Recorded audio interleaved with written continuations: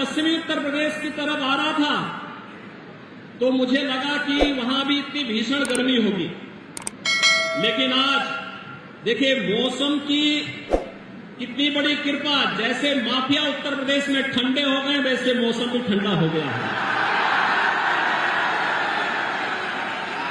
भारत का विभाजन करके बना हुआ पाकिस्तान एक एक रोटी के लिए मोहताज हो रहा है, जब भारत अपनी आजादी का अमृत महोत्सव मना रहा है। भारत माता की, भारत माता की, भारत माता की, वंदे वंदे वंदे। जब मैं पश्चिमी उत्तर प्रदेश की तरफ आ रहा था तो मुझे लगा कि वहां भी इतनी भीषण गर्मी होगी, लेकिन आज देखिए मौसम की कितनी बड़ी कृपा। जैसे माफिया उत्तर प्रदेश में ठंडे हो गए, वैसे मौसम भी ठंडा हो गया है।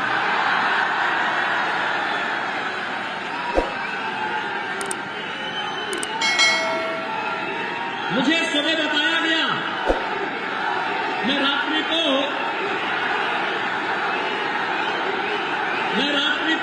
मथुरा में था,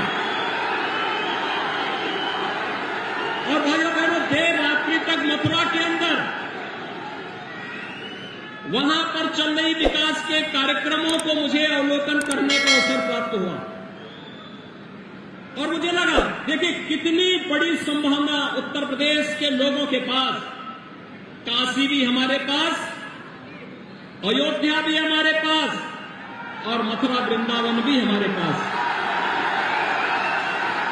मथुरा वृंदावन जैसे काशी प्रधानमंत्री मोदी जी के नेतृत्व में एक नई आभा के साथ दिव्य और भव्य काशी के रूप में आज जगमगाहट के साथ वैश्विक मंच पर एक नई प्रतिष्ठा प्राप्त कर रही है। ऐसे ही अयोध्या एक नई अयोध्या के रूप में जगमगा रही है,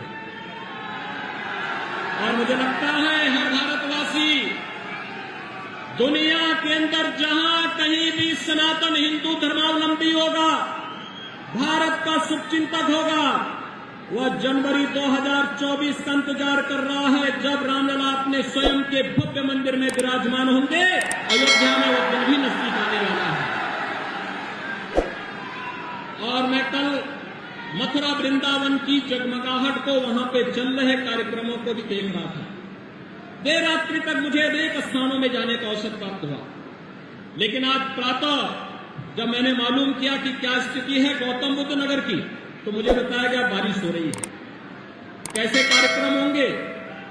मैंने कहा चिंता मत करिए, तो जो पहले से बोला गया उसके अनुरूप हो रहा है, क्योंकि उत्तर प्रदेश में सब कुछ अब विकास के बारे में लोग सोच रहे हैं, विकास होना है। लोगों के मन में एक बात आ गई है कि हम केवल और केवल सकारात्मक सोच के साथ, जिस सकारात्मक सोच के साथ प्रधानमंत्री मोदी जी ने विगत 9 वर्षों के अंदर अनथक परिश्रम करके, कठिन परिश्रम करके अपने विजनरी लीडरशिप में देश को एक नई दिशा दी है। हर एक क्षेत्र में आपने 21 जून को विश्व योग दिवस के रूप में मनाया। दुनिया के 180 देशों ने योग दिवस के साथ जुड़ करके भारत की ऋषि परंपरा के प्रति कृतज्ञता ज्ञापित की। हर भारतवासी गौरवान्वित है। आपने परसों देखा अमेरिकी सीनेट को प्रधानमंत्री मोदी जी संबोधित कर रहे थे, और अमेरिका में क्या अभूतपूर्व स्वागत प्रधानमंत्री मोदी जी को प्राप्त हुआ।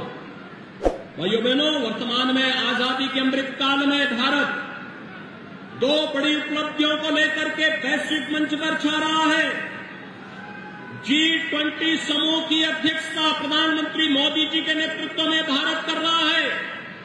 G20 दुनिया के 20 बड़े देश, जिनके पास कुल दुनिया की आबादी की 65% से अधिक आबादी निवास कर रही है, दुनिया के 80% संसाधनों पर जिनका अधिकार है, 85% जीडीपी पर जिनका अधिकार है, और 90% पेटेंट पर जिनका अधिकार है, उन देशों की अध्यक्षता भारत वर्तमान में कर रहा है।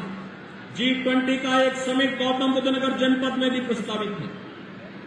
भाइयों बहनों, एक तरफ यह दूसरी तरफ जब भारत अपनी आजादी के अमृत काल में चल रहा है, एक नए भारत के रूप में, एक खुशहाल भारत के रूप में, दुनिया की 5वीं बड़ी अर्थव्यवस्था के रूप में बढ़ता हुआ भारत आज हम सबके सामने है। कोरोना कालखंड में फ्री में टेस्ट, फ्री में उपचार, फ्री में वैक्सीन और 3.25 वर्षों से 80 करोड़ लोगों को प्रधानमंत्री मोदी जी के नेतृत्व में फ्री में राशन की सुविधा का लाभ भी भारत दे रहा है। दुनिया के अंदर कोई देश नहीं दे रहा है। भैया बहनों, 80 करोड़ लोगों को भारत 3.25 वर्ष से फ्री में राशन की सुविधा दे रहा है। और दूसरी तरफ 1947 में भारत का विभाजन करके बना हुआ पाकिस्तान एक एक रोटी के लिए मोहताज हो रहा है। जब भारत अपनी आजादी का अमृत महोत्सव मना रहा है, तब भारत खुशहाली की ओर से दुनिया की एक बड़ी आर्थिक ताकत के रूप में उभर रहा है। भारत के नागरिकों में समृद्धि आ रही है।